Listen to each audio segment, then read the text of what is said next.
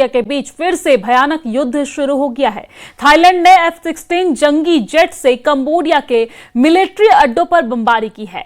Thailand navy के battleship Cambodia में मिसाइलों की बौछार कर रही है। वहीं कंबोडिया जवाबी हमले में बारूदी सुरंग के धमाकों से थाईलैंड को दहला रहा है।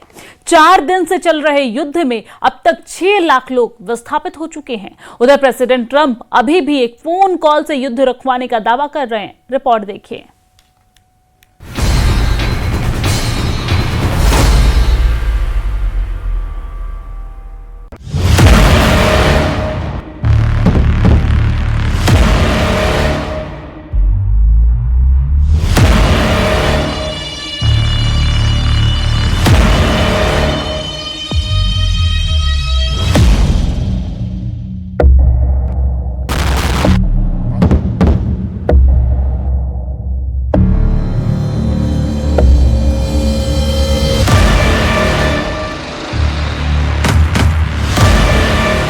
Solved 8 wars. Think of it, 8 wars have been solved.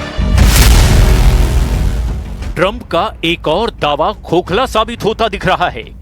जैसे रूस यूक्रेन युद्ध संकट पर उनकी तमाम कोशिशें हवा हवाई साबित हुई, जैसे इजराइल और खाड़ी में उसके दुश्मनों से लड़ाई खत्म कराने का ट्रंप का भ्रम टूटा है, वैसे ही एशिया के अखाड़े में उनकी कोई नहीं सुन रहा।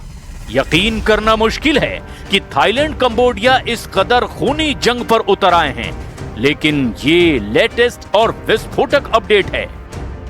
युद्ध भयानक है, इसकी त्रासदी भी रूस यूक्रेन जैसी है, क्योंकि जंगी जेट F-16 से भयानक हमला हो रहा है।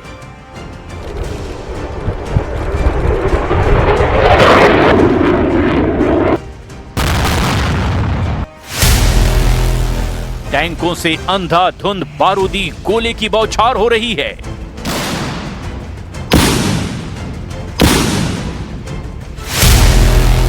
नेवी की बैटलशिप से मिसाइलों की बरसात हो रही है।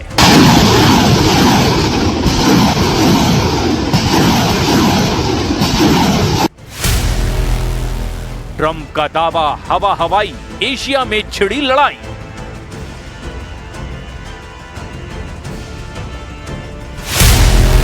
फिर से भड़का थाईलैंड कंबोडिया युद्ध।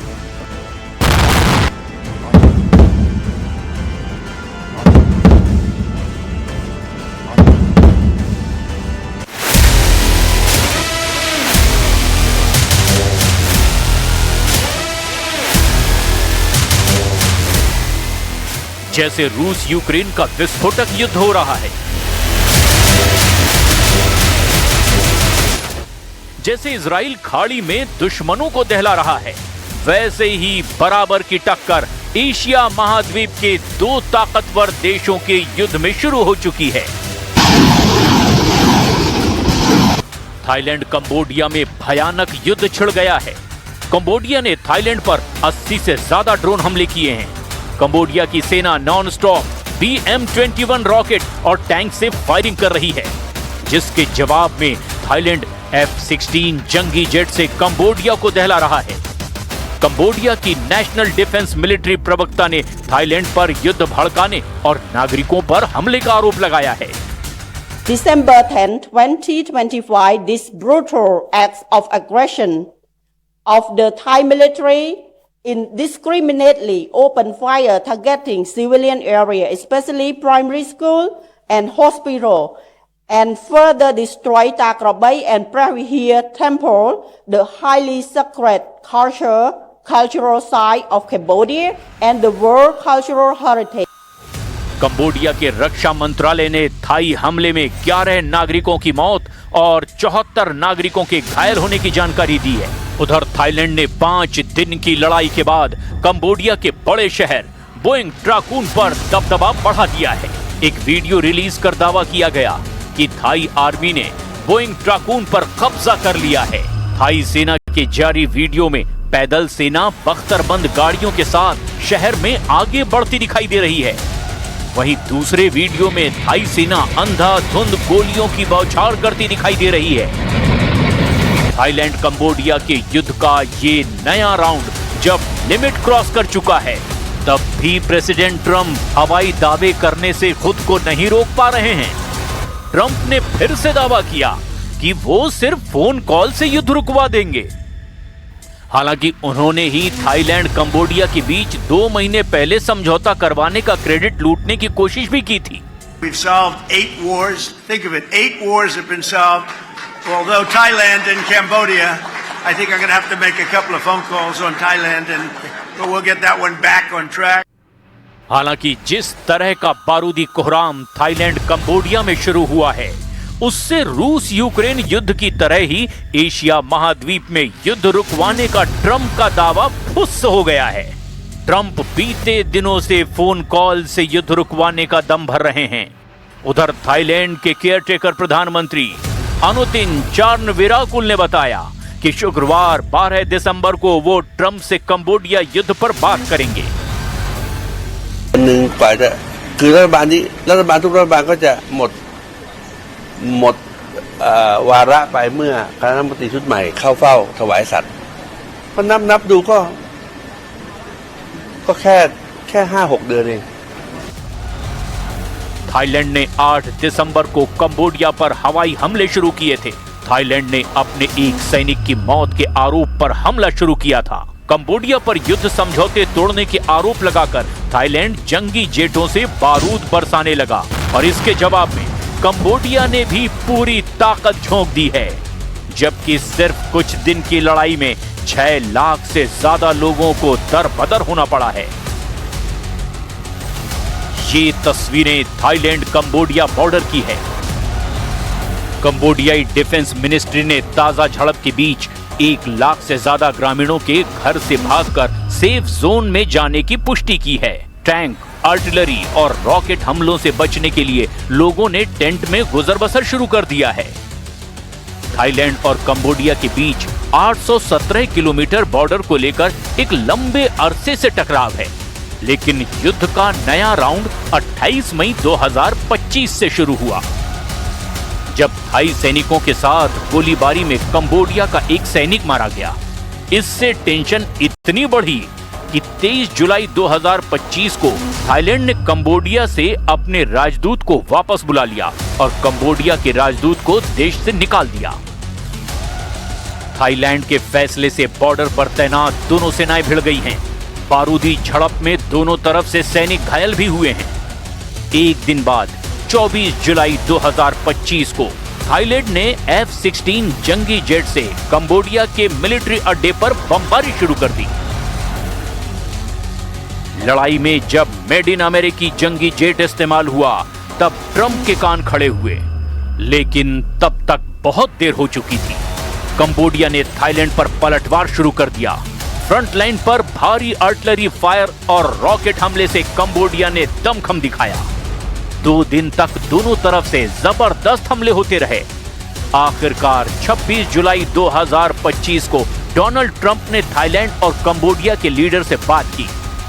ट्रंप ने टैरिफ की धमकी देकर मामला किसी तरह शांत कराया। इसके बाद 28 जुलाई 2025 को मलेशिया, यूनाइटेड स्टेट्स और चीन की पहल पर मलेशिया के पुत्रजया में समझौता हुआ। फिर 26 अक्टूबर 2025 को थाईलैंड और कंबोडिया के नेताओं ने ट्रंप की मौजूदगी में सीज फायर डील पर साइन किए। कंबोडिया ने समझौते का एहसान उतारने के लिए ट्रंप को नोबेल शांति पुरस्कार के लिए नॉमिनेट तक कर दिया, मगर युद्ध की आग धधक रही थी। थाईलैंड कंबोडिया की सरहद हर गुजरते दिन सुलगती जा रही थी। नवंबर के महीने में कई बार टकराव हुए। दिसंबर के पहले हफ्ते में भारी सैन्य तैनाती शुरू हो गई। 8 दिसंबर से फिर दोनों देशों के बीच बारूदी टकराव शुरू हुआ, जो अब आर पार का युद्ध बन चुका है।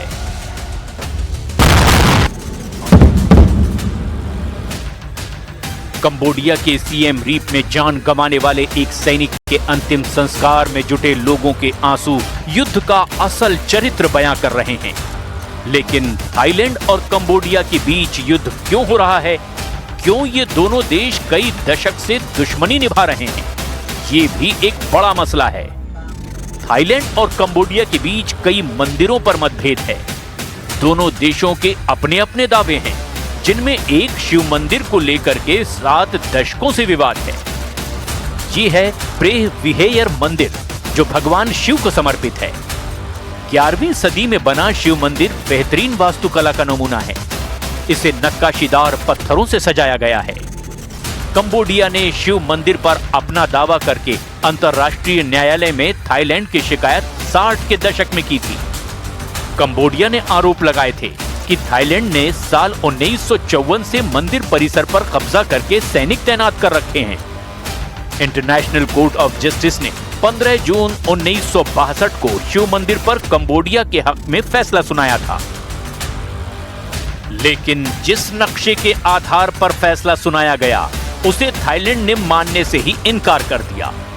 आस्था से जुड़े धर्मस्थल का विवाद वक्त वक्त पर टकराव की वजह बनता रहा। इस बीच थाईलैंड ने अपनी सैन्य शक्ति में जबरदस्त इजाफा किया।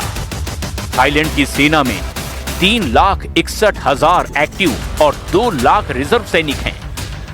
थाईलैंड एयरफोर्स के बेड़े में 40 से 50 F-16 fighter jet, SAAB Gripen jet लड़ाकू जेट, AH-1 कोबरा समेत 100 से ज्यादा हेलीकॉप्टर, RQ-21 ब्लैक जैक जैसे ड्रोन। थाईलैंड नेवी के पास एक एयरक्राफ्ट कैरियर भी मौजूद है। 7 फ्रिगेट्स और 20 से ज्यादा कॉर्वेट युद्धपोत हैं। वहीं कंबोडिया इसके मुकाबले में बेहद कमजोर सैन्य शक्ति वाला देश है।